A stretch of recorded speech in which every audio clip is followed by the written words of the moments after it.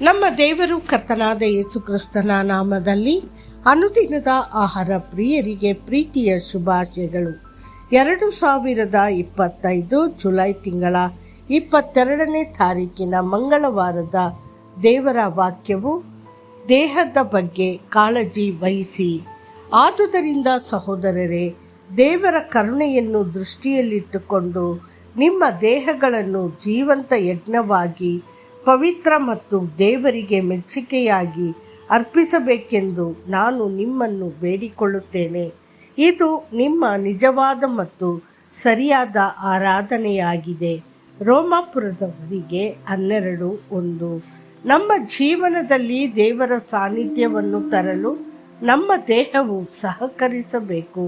ಅಂದರೆ ಅದನ್ನು ಆರೋಗ್ಯಕರವಾಗಿ ಮತ್ತು ಬಲವಾಗಿಡಬೇಕು. ನಾವು ನಮ್ಮ ದೇಹವನ್ನು ನಿರ್ಲಕ್ಷಿಸಿ ಅದನ್ನು ಕಳಪೆ ಆರೋಗ್ಯಕ್ಕೆ ಬೀಳಲು ಬಿಟ್ಟಾಗ ನಮ್ಮ ಆಧ್ಯಾತ್ಮಿಕ ಜೀವನವೂ ಸಹ ಬಳಲಬಹುದು. ನಮ್ಮ ದೇಹದಲ್ಲಿಯೇ ನಮ್ಮ ಆತ್ಮ ವಾಸಿಸುತ್ತದೆ. ದೇಹ ಮತ್ತು ಆತ್ಮ ಪರಸ್ಪರ ಸಂಬಂಧ ಹೊಂದಿವೆ, ಒಂದು ಇನ್ನೊಂದರ ಮೇಲೆ ಪ್ರಭಾವ ಬೀರಬಹುದು. ಶತಮಾನಗಳಿಂದ ಭಾರತದಲ್ಲಿ ಅನೇಕ ಋಷಿಗಳು ಮತ್ತು ಸನ್ಯಾಸಿಗಳು ದೇಹವನ್ನು ಆತ್ಮದ ಶತ್ರುವೆಂದು ಪರಿಗಣಿಸಿದ್ದರು. ಆದರೆ ಕ್ರೈಸ್ತ ನಡಿಗೆಯಲ್ಲಿ ದೇವರು ನಮ್ಮ ದೇಹವನ್ನು ಜೀವಂತ ಯಜ್ಞವಾಗಿ ಅರ್ಪಿಸುವಂತೆ ಕೇಳುತ್ತಾನೆ. ಕರ್ತನ ಸೇವೆ ಮಾಡಲು ಮತ್ತು ನಮ್ಮ ಕುಟುಂಬಗಳ ಅಗತ್ಯಗಳನ್ನು ಪೂರೈಸಲು ನಮಗೆ ಬಲವಾದ ದೇಹ ಬೇಕು. ಯೇಸು, ನಾನು ಅವುಗಳಿಗೆ ಜೀವವಿದ್ದು ಅದು ಪೂರ್ಣವಾಗಿ ದೊರೆಯುವಂತೆ ಬಂದಿದ್ದೇನೆ, ಯೋಹಾನ 10:10 ಎಂದು ಹೇಳಿದನು. ನಮ್ಮ ದೇಹದ ಮೂಲಕ ದೇವರ ಸಾನ್ನಿಧ್ಯವನ್ನು ಬಹಿರಂಗಪಡಿಸಬಹುದು. ಇತರರು ನಮ್ಮನ್ನು ನೋಡಿದಾಗ ಅವರು ನಮ್ಮಲ್ಲಿ ಕ್ರಿಸ್ತನನ್ನು ನೋಡಲು ಸಾಧ್ಯವಾಗುತ್ತದೆ.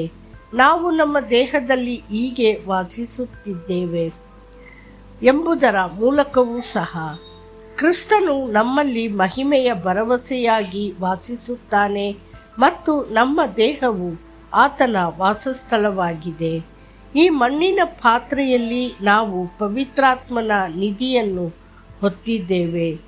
ತಮ್ಮ ದೇಹವು ದೇವರ ದೇವಾಲಯ ಎಂದು ಅರಿತುಕೊಳ್ಳುವ ಯಾರಾದರೂ ಖಂಡಿತವಾಗಿಯೂ ಅದನ್ನು ಕಾಳಜಿ ಮತ್ತು ಭಕ್ತಿಯಿಂದ ನೋಡಿಕೊಳ್ಳುತ್ತಾರೆ.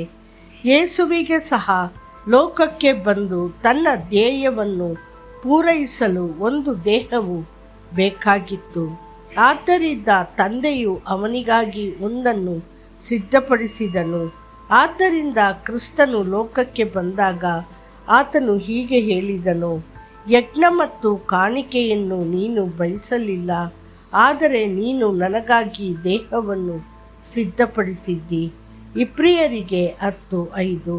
ಅವನ ದೇಹವು ಆತನನ್ನು ಸೇವೆ ಮಾಡಲು, ಜನರ ನಡುವೆ ಕರುಣೆಯಿಂದ ಚಲಿಸಲು ಮತ್ತು ಅಂತಿಮವಾಗಿ ನಮ್ಮ ವಿಮೋಚನೆಗಾಗಿ ಪ್ರಾಯಶ್ಚಿತ್ತ ಯಜ್ಞವಾಗಿ ತನ್ನನ್ನು ತಾನೇ ಅರ್ಪಿಸಿಕೊಳ್ಳಲು ಶಕ್ತಗೊಳಿಸಿತು. ಆದ್ದರಿಂದ ನಿಮ್ಮ ದೇಹವನ್ನು ನೋಡಿಕೊಳ್ಳಿ. ನಿಮಗೆ ಸರಿಯಾದ ವಿಶ್ರಾಂತಿ ಬೇಕು, ಆದರೆ ಅದು ಆಳವಾದ ನಿದ್ರೆಯಲ್ಲಿ ಕೊನೆಗೊಳ್ಳಬಾರದು. ನಿಮಗೆ ಪೌಷ್ಟಿಕ ಆಹಾರ ಬೇಕು, ಆದರೆ ಅದು ನಿಮ್ಮನ್ನು ಹೊಟ್ಟೆಬಾಕತನಕ್ಕೆ ಕರೆದೊಯ್ಯಬಾರದು. ನಿಮಗೆ ದೈಹಿಕ ವ್ಯಾಯಾಮ ಬೇಕು, ಆದರೆ ಅದು ದೀರ್ಘ ಗಂಟೆಗಳ ಗೀಳನ್ನು ವ್ಯರ್ಥ ಮಾಡುವಲ್ಲಿ ಕೊನೆಗೊಳ್ಳಬಾರದು. ದೇವರ ಪ್ರಿಯ ಮಕ್ಕಳೇ, ನಿಮ್ಮ ದೇಹವನ್ನು ನೋಡಿಕೊಳ್ಳಿರಿ.